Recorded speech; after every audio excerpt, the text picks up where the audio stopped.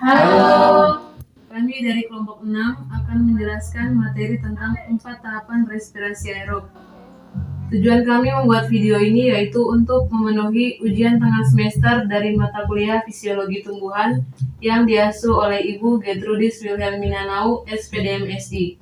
Selamat menyaksikan. Baik, pada kesempatan ini saya akan menjelaskan proses respirasi aerob.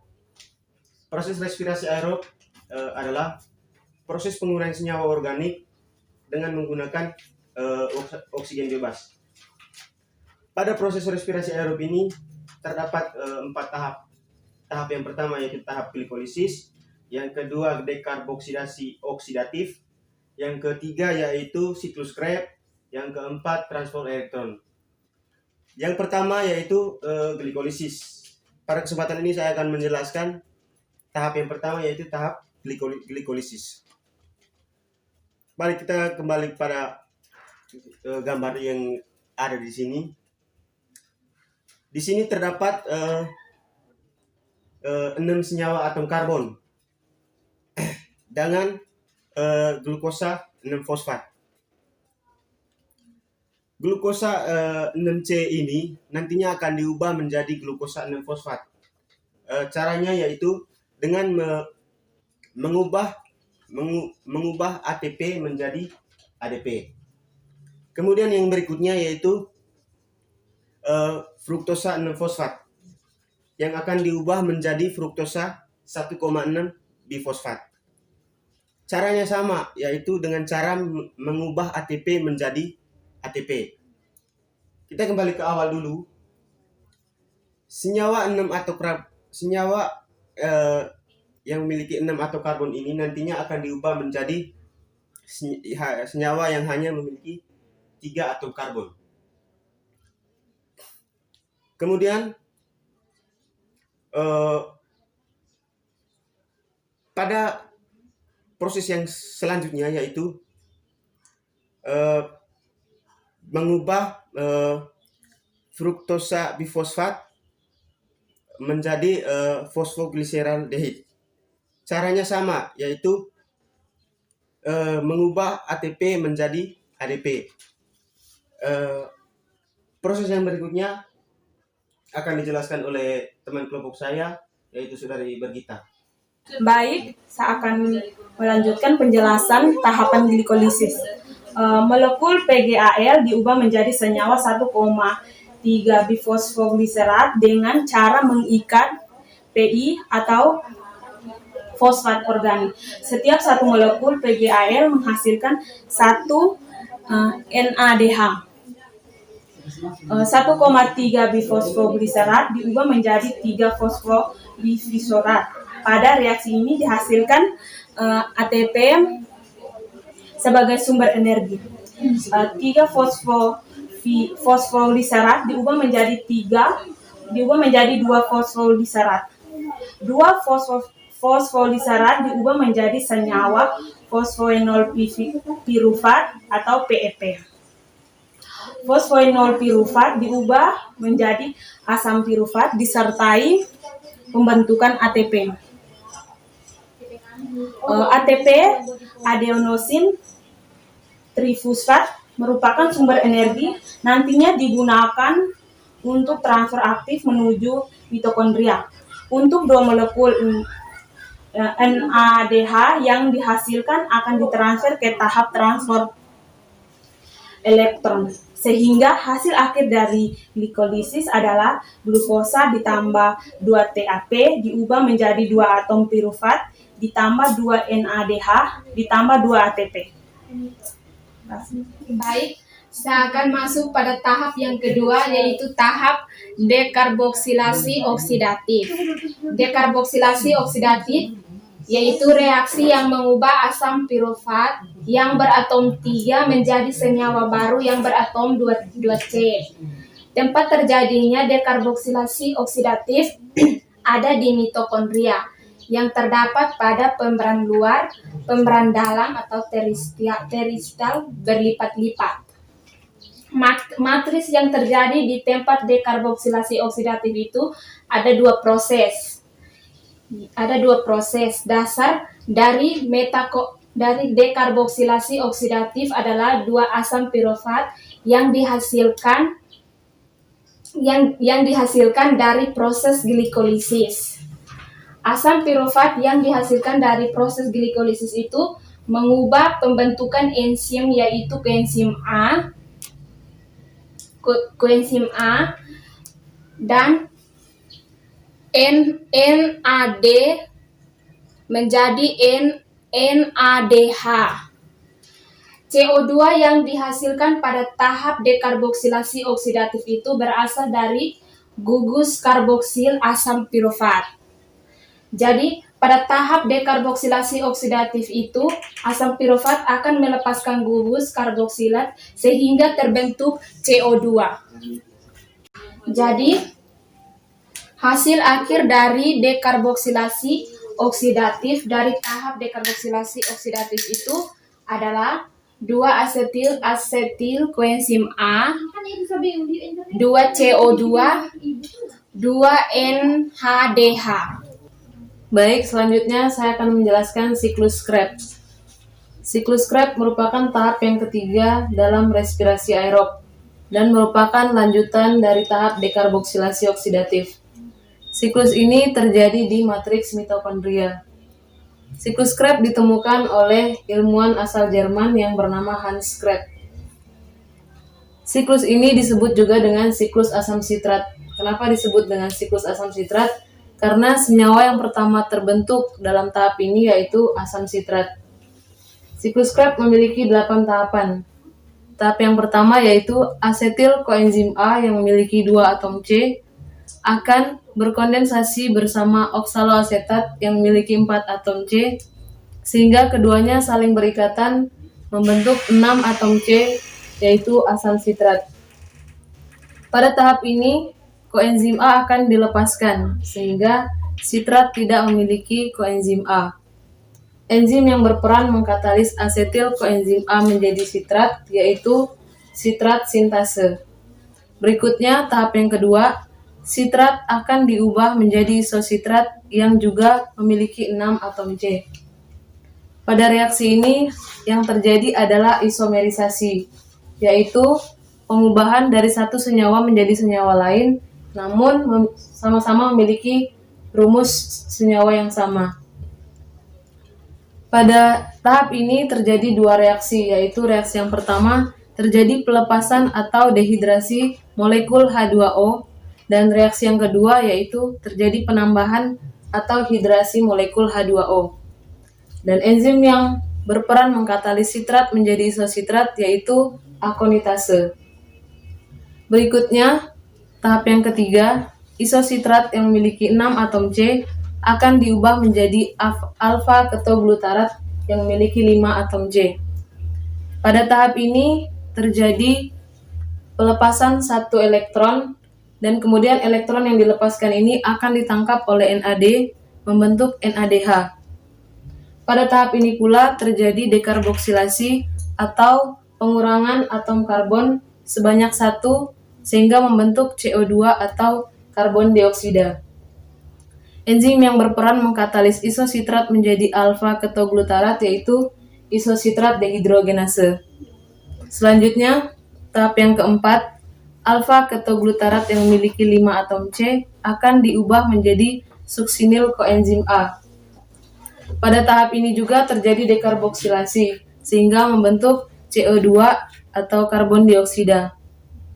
Juga terjadi proses reduksi di mana NAD membentuk NADH. Karena alfa ketoglutarat diubah menjadi suksinil koenzim A, maka pada tahap ini terjadi penambahan CO2 membentuk suksinil koenzim A. Dan enzim yang berperan untuk mengkatalis alfa ketoglutarat menjadi suksinil koenzim A yaitu alfa ketoglutarat dehidrogenase.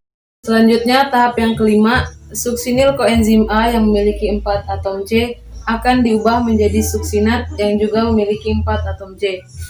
Pada tahap ini terjadi beberapa reaksi, yaitu fosfat inorganik atau PI akan berikatan dengan GDP atau guanin difosfat membentuk GTP atau guanin trifosfat.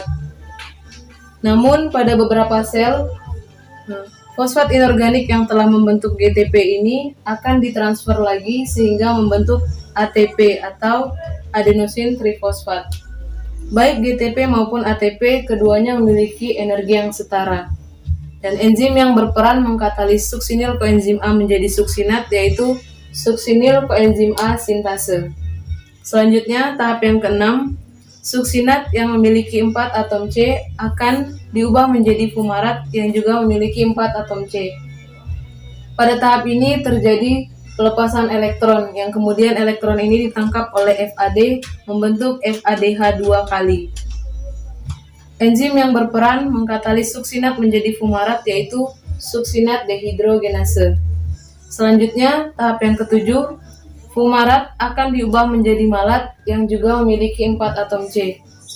Pada tahap ini terjadi penambahan atau hidrasi molekul H2O.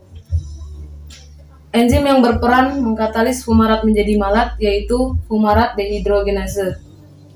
Yang terakhir tahap yang ke-8, malat akan diubah kembali menjadi oksaloasetat yang juga memiliki 4 atom C. Pada tahap ini NAD+ akan diubah menjadi NADH. Dan enzim yang berperan mengkatalis malat menjadi oksaloasetat yaitu malat dehidrogenase. Sehingga dalam satu kali siklus Krebs akan menghasilkan 3 NADH, 1, 2, 3, 1 FADH, 1 ATP, dan 2 CO2. Karena pada tahap sebelumnya dekarboksilasi oksidatif, asetil-CoA yang dihasilkan itu ada 2, maka siklus Krebs akan menghasilkan 6 NADH, 2 FADH 2 kali, 2 ATP, dan 4 CO2. Sekian, terima kasih. Baik, tahap yang berikut ini adalah transfer elektron. Transfer elektron merupakan tahap terakhir dari respirasi aerob, di mana pada transfer elektron ini dia terjadi pada membran mitokondria. Transfer elektron ini dia berfungsi untuk merubah NADH dan FADH menjadi ATP. Karena NADH dan FADH yang dihasilkan dari glikolisis, dekarboksilasi oksidatif, dan siklus Krebs tersebut belum bisa digunakan oleh tubuh manusia. Nah, pada transfer elektron ini dia akan merubah NADH dan FADH tersebut. Tahap yang pertama, saya akan menjelaskan bagaimana proses NADH menjadi ATP. NADH yang dihasilkan dari glikolisis, dekarboksilasi oksidatif, dan siklus Krebs tersebut masuk ke dalam membran mitokondria. Nah, NADH tersebut akan melepaskan elektron. Elektron yang dilepaskan dari NADH itu diterima oleh kompleks protein 1. NADH melepaskan elektron tersebut, dia akan berubah menjadi NAD, di mana elektron akan melewati kompleks protein 1 itu, dia melepas atau memompa 1 atom karbon H atau H+. Nah, elektron yang tadinya terdapat pada koenzim Q itu diteruskan ke kompleks protein 3. Dan kompleks protein 3 akan mentransfer elektron tersebut menuju sitokrom C. Pada saat elektron melewati kompleks protein 3, dia akan melepas satu lagi atom H, atom H+. Elektron yang tadinya terdapat pada sitokrom C diteruskan atau ditransfer menuju kompleks protein 4. Pada kompleks protein 4, dia mentransfer lagi elektron pada penerima elektron terakhir, yaitu oksigen atau O2.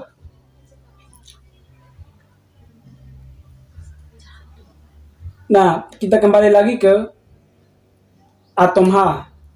atom H ini dia akan diteruskan ke atom H yang tadi dilepaskan ke ruang antar molekul tersebut, diteruskan ke atau dia masuk ke ATP sintesis.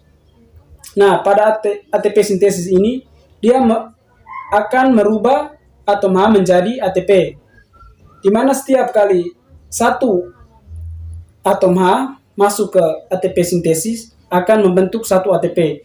Jadi yang kita ketahui di sini terdapat 3 atom H yang masuk ke ATP sintesis, maka terjadi atau terbentuklah 3 ATP.